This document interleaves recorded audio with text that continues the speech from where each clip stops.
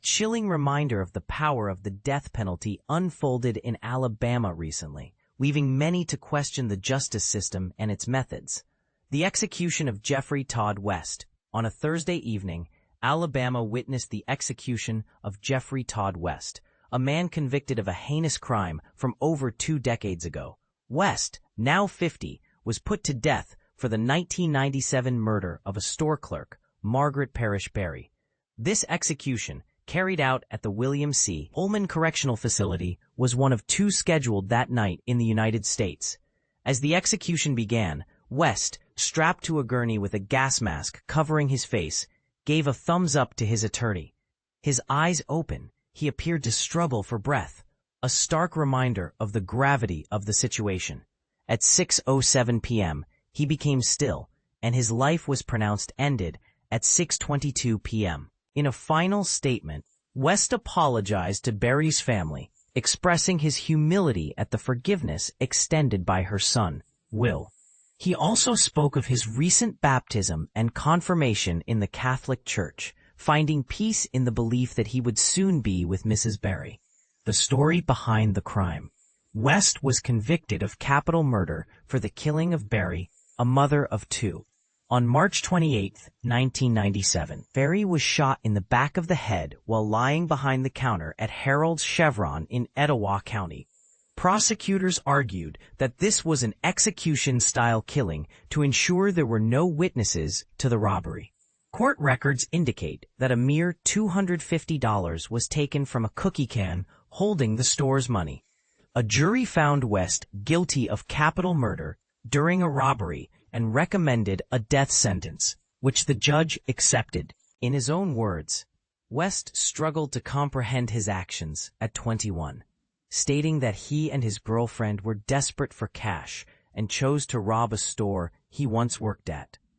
"There's not a day that goes by that I don't regret it and wish that I could take that back," West said. He expressed his desire for Berry's family to know his remorse. In recent weeks, West and Will Berry, the victim's son, exchanged letters. West showed remorse, and Will offered forgiveness. However, Will Berry urged Alabama's governor to commute West's sentence to life in prison, believing that taking another life would not bring solace to his family. "I forgive him, and so does my dad. We don't want him to die," Will Berry stated. He helped deliver a petition to the governor's office, asking for a commutation of West's sentence. Will Berry, now a father and grandfather, shared that time and his faith had given him a different perspective. He described West as a troubled young man with a drug-fueled past who made a terrible decision.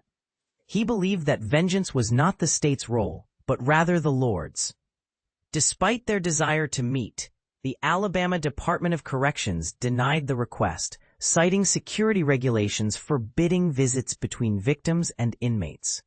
Governor Kay Ivey, in a letter to Berry, stated her intention to proceed with the execution, acknowledging his belief, but citing Alabama law, which imposes the death penalty for the most egregious forms of murder. The controversial execution method. But here's where it gets controversial. The method of execution. West was put to death using nitrogen gas, a method Alabama began using last year. This involved strapping a gas mask to his face and forcing him to breathe pure nitrogen gas, depriving him of the oxygen necessary for life. After state lawmakers authorized nitrogen gas as an execution method in 2018, death row prisoners were given a brief window to choose between this, lethal injection, or the electric chair. West was one of several who picked nitrogen then, but at that time, the state had not yet developed procedures for its use.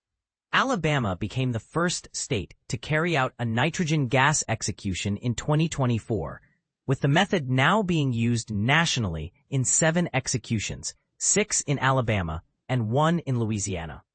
Lethal injection remains Alabama's primary method of execution. This execution and its method have sparked debates and raised questions about the justice system and its practices. What are your thoughts on this matter? Feel free to share your opinions and engage in a respectful discussion in the comments below.